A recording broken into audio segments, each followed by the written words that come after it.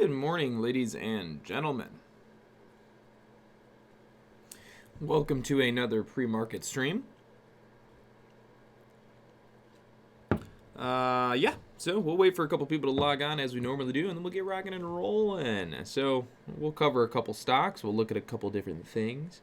There are some penny stocks today. There are obviously movement in the large cap world. We're still in a good environment for trading. This is good. It's nice. It's actually kind of nice. We're going more into the summer season, but yet still seeing really good volatility. That's not usually something you see. I mean, still we're kind of like coming out of winter. We're not really in summer, so I don't really know how much merit that really holds just yet. Might be too soon on that remark. But if we get into, May, June, July, August, and the volatility is still high like this, that's going to be a blessing, because normally we don't see this sort of volatility during the summer season. So we'll see if it lasts that long. That would be fun. That would be great. Okay. Dow is down this morning. S&P 500 is down. Nasdaq it's all pretty much down. So I'll show you what we're looking at. I'm kind of getting some mixed feelings and mixed signals. So today could be a little bit more challenging than others, but right now from an intraday, so pretty much let's say it, market is oversold this morning. If you're looking at the market from, a trending perspective, our markets are oversold currently. You would be very lucky to see it continuing to break down at this level at open. Okay, before, when we were trading up at 278, 278.60, 279, you could argue maybe a little bit more selling into the open. But now that we've gone down so much pre-market, you're already extremely oversold from trend.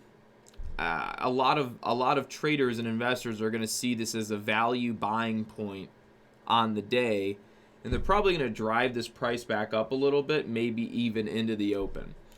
The only reason I'm not super crazy about today about being long, is we're on a pullback, right? So we are pulling back, and actually today might be the day to actually just get long. I mean, when I keep looking, the more and more I keep looking at it, it's like maybe it is really the day you want to be long. I mean, from our 5-day chart, this is our bounce zone. We bounce here all the time. So, I mean, in reality, we are at the bounce zone.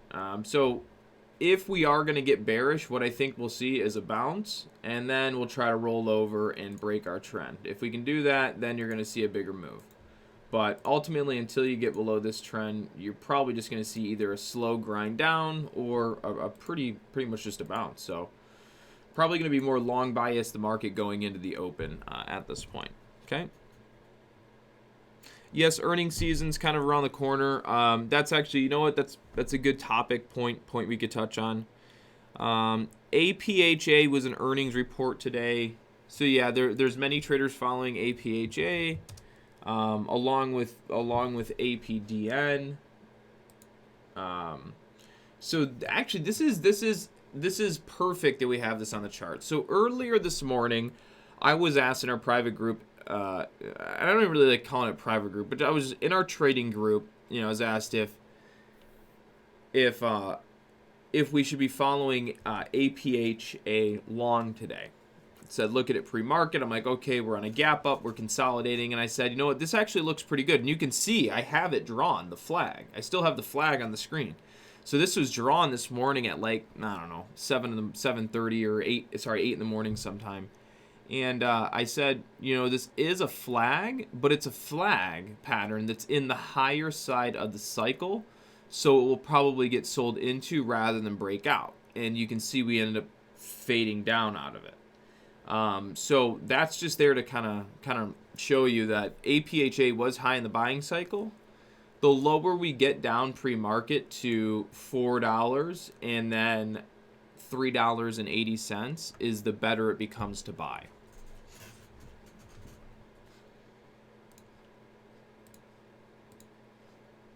But over to APDN. Yeah, we can touch on this one. So APDN spiked this morning, ran up into resistance, fading out now. Doesn't really look that promising. Pretty much below this 650 mark is where everybody would pretty much stop out, and it can crash.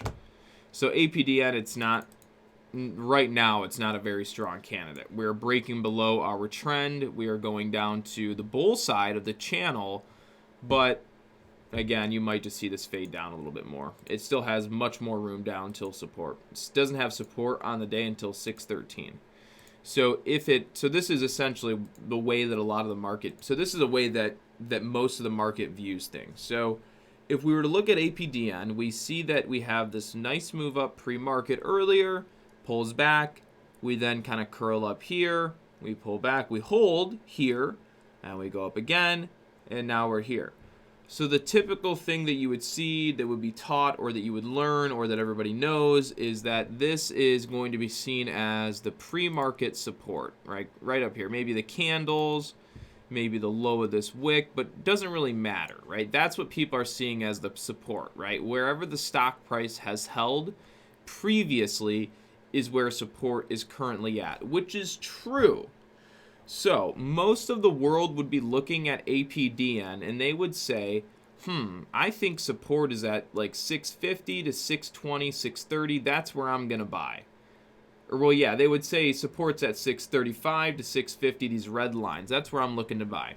And I would say to myself, I'm looking to buy down here on the trend at 621. So this would be a scenario where you would normally see this kind of come down. It might come down. You'd think it would be at support, 650, 630. You'd buy it, and then it would break down to 620. You'd sell it where I'm buying it, and then we'd bounce the stock back up. So what I'm trying to tell you is that a lot of times price action support is not true support, and it's actually going to be a trend support that works, but it usually lines up very close to the price. That's why you normally see, like, you think you're at support and then you get a little breakdown and then you close out and then it goes again. It's because the support that you were looking at was very close to the true support, but not actually it. That's why it looks like it's support. That's why it kind of went through it a little bit, then it bounced. So in the future, you're going to think that support is still price action support, but usually it's not. Sometimes it is. But anyways, that's the true support on APDNs at like 620. A lot of the market's seeing it at like 630, 650 right now, okay? And it doesn't mean that it's going to go there. I'm just saying that is where it's at. That is currently where we would see buyers on that stock, okay? So we are following APDN. The most recent movement it's been doing is making it, to me, a little iffy, so I don't know how much I really trust it, okay?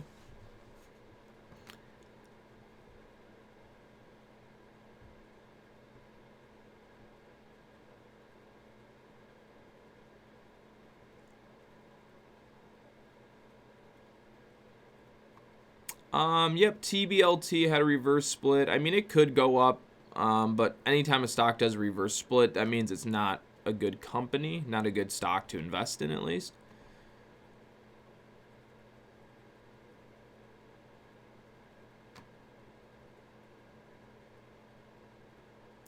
Eco, honestly, it's really just because I've been so used to looking at the SPY, but the SPY is really the same exact thing as the futures. Futures really dictate the movement of the SPY, but they're so closely related in comparison that doing an analysis on one over the other is practically the same thing, but you actually are right. You'd have more of an edge by analyzing futures than you would S&P 500 to a degree, but it's probably so slight that doesn't really make a difference. But you're honestly right. I should look at futures more than I look at the SPY, to be frank.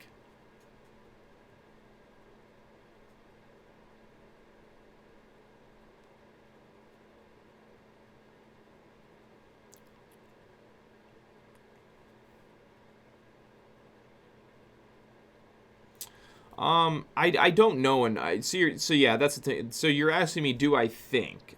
To be frank, I don't know. I don't know if the government grants are going to be enough to put it on the airlines' reports for the quarters and make their earnings positive.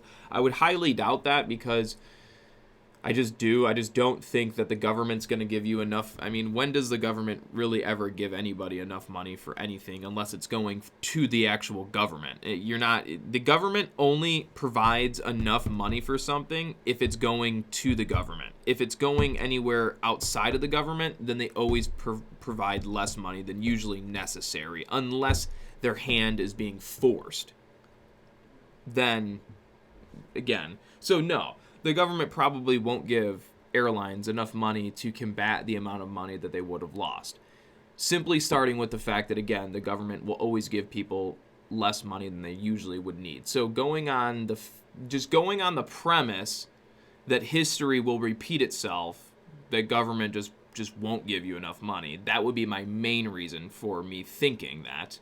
Number two being the fact that government's not supposed to be there to bail out a company to completely make, you know what I'm saying? They're not just, if you're going to lose 50 billion, a government shouldn't come in and give you 50 billion. Maybe give you like 1 or 2 billion maybe to skate by, but you should never be giving a company enough money to boost their own earnings on their reports. That shouldn't be happening. So no, I don't think they're going to get enough money to make their earnings positive.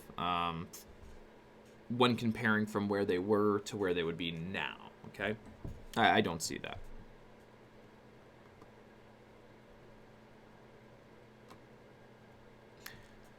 Boop, boop. ADT. I haven't seen ADT in a long time.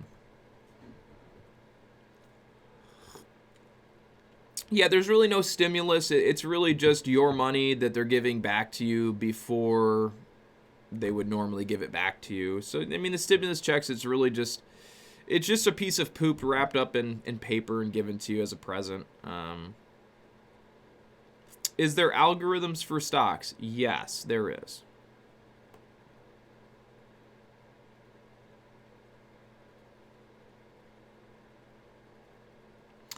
Mark, you're saying it's going to sell off at open. Yeah, I mean, there could very well be a little sell-off. You're right.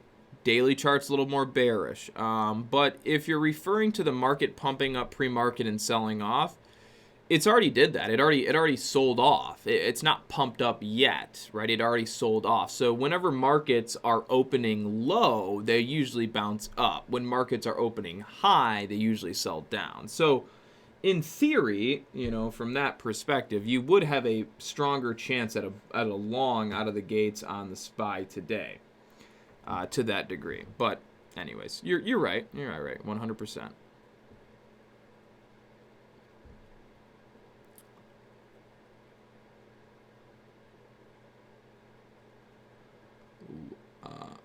Hold on. There's so many questions. I'm trying to get to them all. Can we check CGC for the continuation? We don't really need to check it. I'll just tell you. If you look at the daily chart on CGC, you are going to see there is a daily bullish divergence. So essentially, you want to be more long bias the stock currently than bearish. Pullback coming on GLD, probably. Seems likely. Can you check CPHI? Wasn't that a penny stock today? That was like 80 cents or something. Started going up, right? Yep. So yeah, I mean, CPHI is just like any other junk penny stock. It squeezes up pre-market. I don't want to say it's a junk penny. Well, all penny stocks are junk. But this could be a great candidate today. This could turn into an absolute ripper. It probably won't. So you're probably not going to want to trade CPHI. But it could turn into something. You don't have any reason to buy it until it gets down to 60 cents or to 55 cents. There's no reason to buy that for now. So right now you're just downtrending. And most oftentimes when they spike like this, they're just going to end up crashing out anyways. Okay.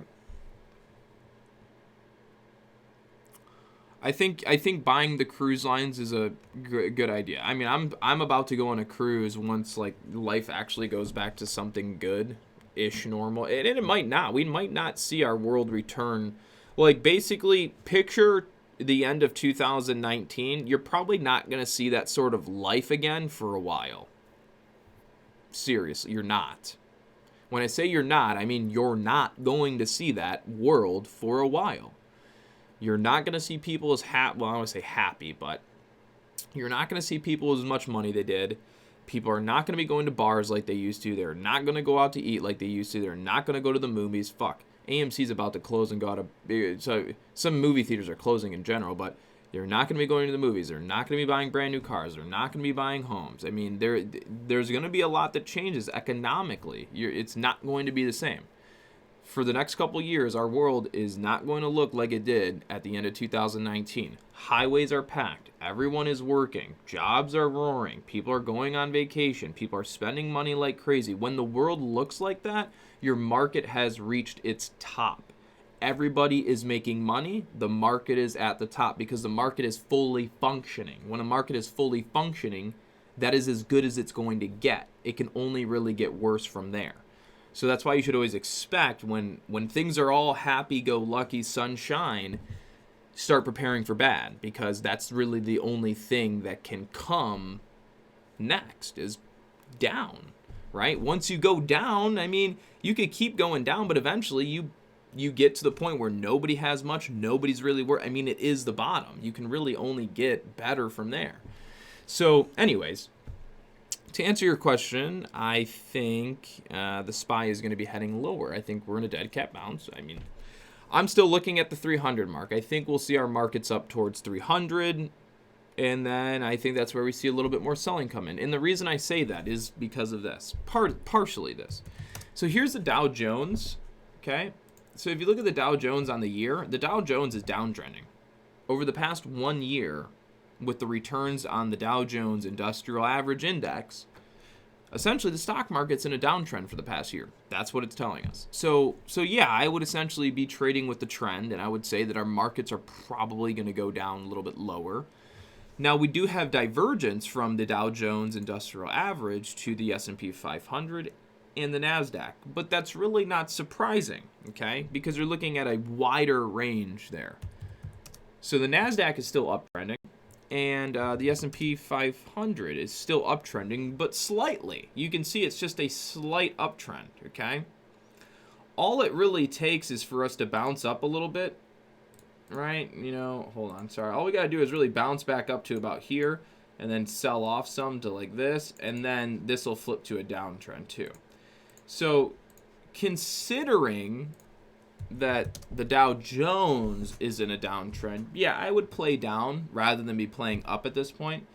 And so I think the SPY can get back to like 300, 3,000. I think the S&P 500 could see as high as about 260, 295. And then we fade back down, okay? If we start breaking through on the Dow Jones 262 and we're like going back up to here, that's where you might have to argue that this whole bull case is actually true. Because if you're really getting all the way over here and back to all-time highs, I mean, then you could be looking at a broader bearish move, but you can't be looking at an immediate bearish move. Because if we bounce up to here and then we get sold into, then we're still really within the immediate trending move. But if we break up and out of that middle zone and we start like approaching really towards the all-time highs, then we're no longer in a short-term bearish move. We're not doing that anymore. So I can't. That's just it. I would be pretty much bearish on markets until we successfully cross here, and then that's where you could argue you can be a bull again, I think. Okay.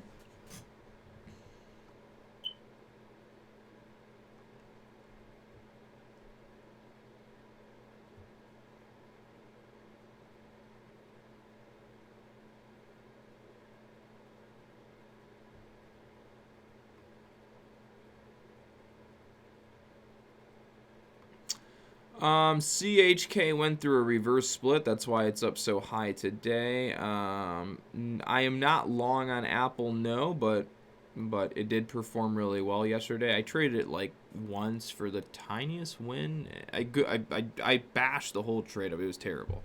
Should have been long it for a lot of the day and wasn't, but others were, and that's good.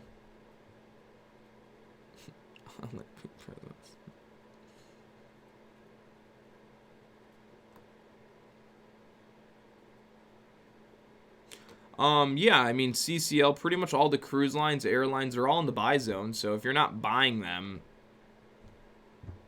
I mean, eventually they'll become fair price and They're not going to be on sale. I started not long. Yeah, it's normally the case, Sam. Yeah, in terms of day trading, trend shifts extremely fast throughout the day, all the time. That's why trading is so hard, because you have to be willing to only trade and listen to exactly what the market is offering, then mix that in with psychology, and then mix that in with having to get the appropriate experience. I mean, yeah, it's really, really hard, yeah.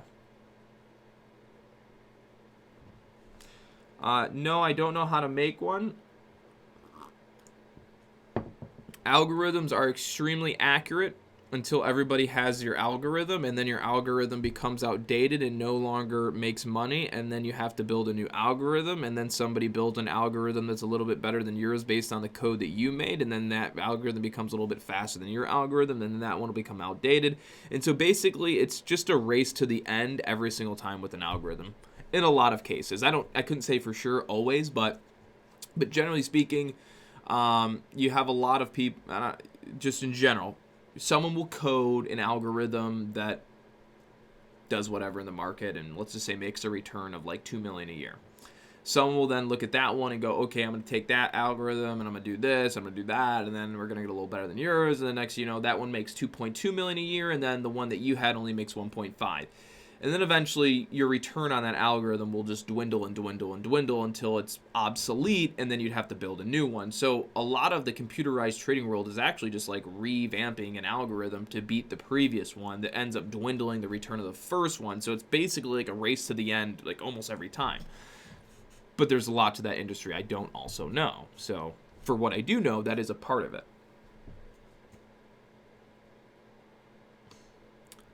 Wow, we've been answering a lot of questions, and look at what's coming back to play, ladies and gentlemen. APDN. Maybe. I don't really know for sure. It's still it's awkward, but it's still there. Yeah. So if you're going to follow APDN, you're basically going to want to look for a break over that trend. Once we can cross through that, that's where you could get a long move. But until you're through that middle trend, you're not going to get a big pop, okay? At 9 o'clock, I think, yeah, I'll call it here.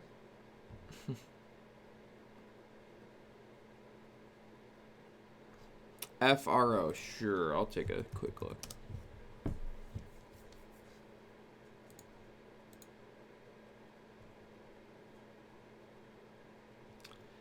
I mean, yeah, you're on the low side of the cycle, so you would essentially be buying here and then looking to sell up in the higher side of the cycle at some point. So yeah, you're in the buy side. I wouldn't be buying it myself. And the only reason is because it's just not a stock I would typically trade. I just know that it's not. So I probably wouldn't trade it myself, but you are, from the daily chart, you are in the buy side, okay?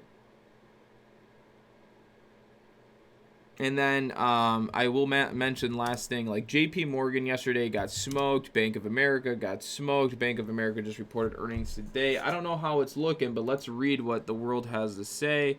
Bank of America profits fall 45%. JP Morgan's profit fell yesterday, revenue fell 70%. And you think we should be going up in the market. It's asinine what people believe.